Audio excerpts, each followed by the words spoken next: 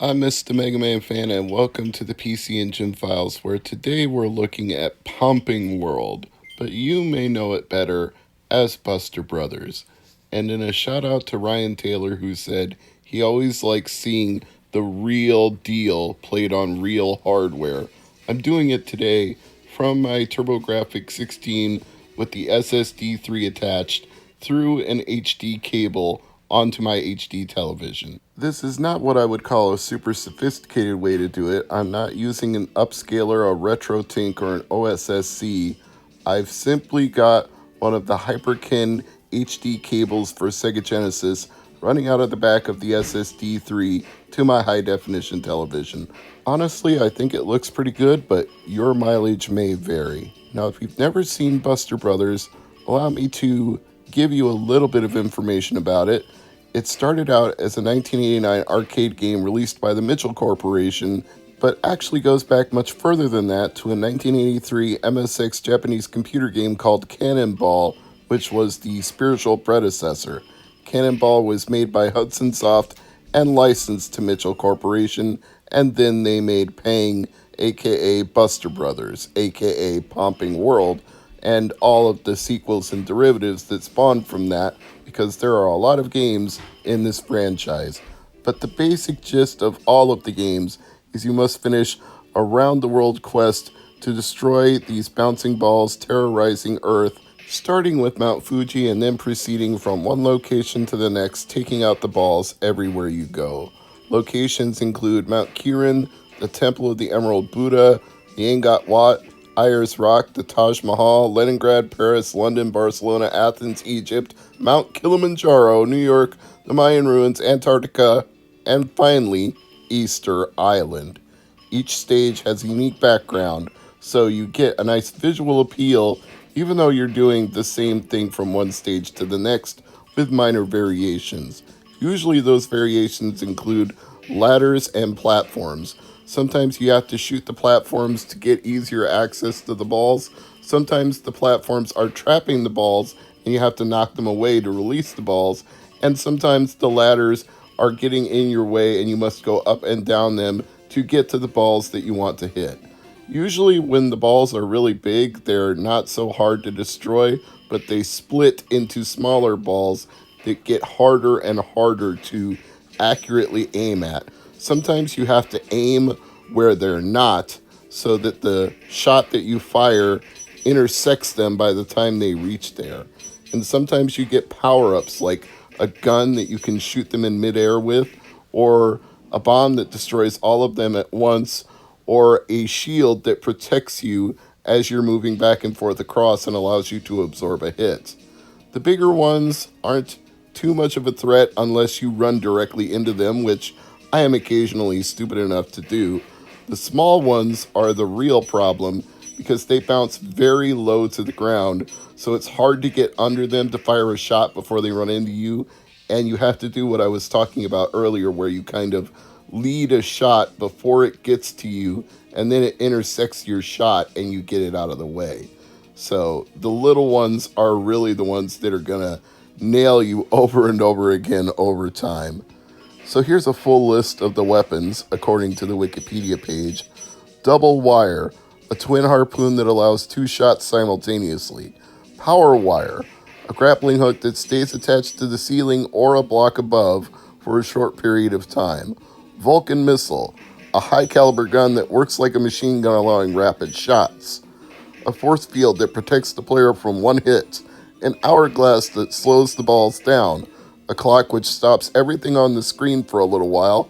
And dynamite that pops everything and knocks it down to its next smallest size all at once. So yeah, even without reading the Wikipedia page, I pretty much described all of the weapons and power-ups. Occasionally, you get enemies on the screen as well, like crabs that will drop down from the ceiling and try to hit you, and a bee that'll buzz around and get in your way as you're firing shots. And usually that's a time limiting factor, like the closer you get to running out of time, the more enemies that will appear on the screen to harass you. So you've got multiple goals here. You want to clear all the balls, you want to score the most points possible. You get a time bonus for the faster you clear it, And you also want to do it to avoid having so many enemies on the screen that you're unable to deal with it and you lose a life. But the way you'll typically lose a life is just getting hit by one of the tiny balls, because that's what happens to me more often than not. It's worth noting that Buster Brothers and Pomping World are exactly the same game other than the localization. I've never found any gameplay difference between the two, so the only consideration you should make as to which one you want to own, if you want a physical copy, would be the price. It's going to play the same no matter what you get. So what does Buster Brothers go for? Well, I'm glad that you asked. Currently, if you want the TurboGrafx CD version, which is what I'm playing here, it goes for $45 loose, $59 complete, and $162 new and sealed, which I never recommend because it's very easy to fake a sealed game. Somebody can reshrink wrap something and sell it to you as new, and it can be used on the inside. I'd prefer something that's been opened before, unless you trust the seller or you're buying it at an actual retailer like Best Buy or Target or Walmart. You know, I'm just not into that whole buying sealed games thing. And I'm not into graded games either. That's not my cup of tea. I'm not judging, not saying that it's wrong. I'm just saying it adds a premium to the price, and then it also becomes something that you can never play because you have to keep it sealed to keep the value, because the moment you break the seal when you buy something sealed, you're lowering the value. So to me, that's just self-defeating. Again, not judging, but that's what Buster Brothers goes for. As for Pomping World, the Japanese version, as of the recording of this video, you could get a complete copy from Japan for $24.99 plus about $9 shipping. So $33, $34 would be a good price for it. You could probably get it for less if you found an American seller or a local seller to whatever region you live in where you are watching this video. But it can go for more than that, depending on condition and, of course, whether or not it's sealed. I've seen copies on eBay that go for over $100 new and sealed, so it's all up to you how much you would want to spend on that. But it seems like anywhere from $25 to $40 is a good benchmark at this time, which makes it on the more affordable end, not just of CD games for TurboGrafx Turbo Duo, but of PC Engine releases in general, because this has always been a higher end for retro game collecting, and $25 for this system, 25 to 35, very reasonable compared to some things. Now, obviously, I'd prefer games under $15, under $10, but that doesn't happen too often with this console. So, long story short, I feel like Buster Brothers is a very good arcade game, and this is a very excellent conversion of that arcade game. I don't think you would be dissatisfied with the repeat gameplay if you made that $25 to $35 investment. You would get your money's worth with repeated plays of this game, but don't take my word for it. You can always try it in emulation first, even though Ryan Taylor would say it's always better on real hardware, which is why I'm doing that here.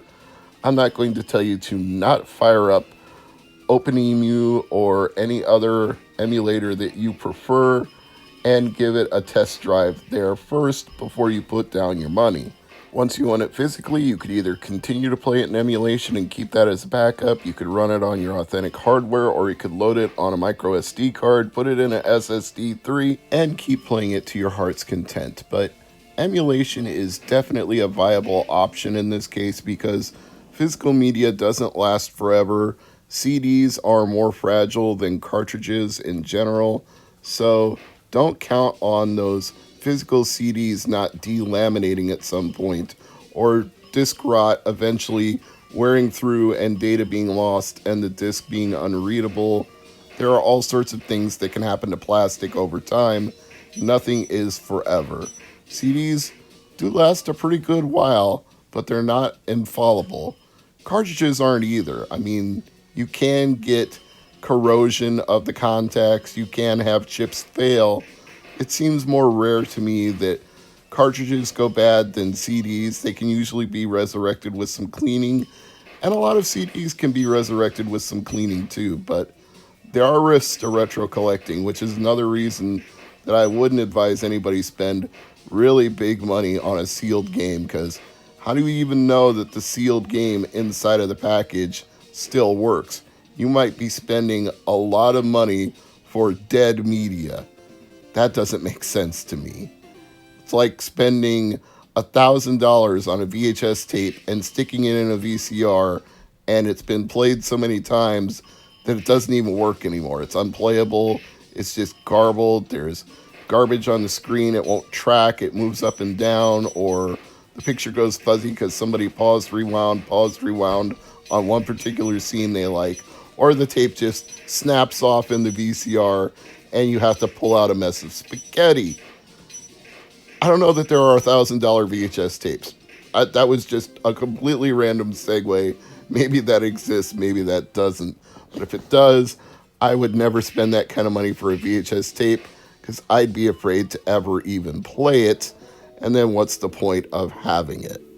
I'm Mr. MegaManFan. This has been Pomping World. I hope you enjoyed this episode. Thank you for watching. Like, share, comment, subscribe. It helps the channel grow. And I'll see you next time for another PC Engine game on another Tuesday, like we always do about this time. See you then.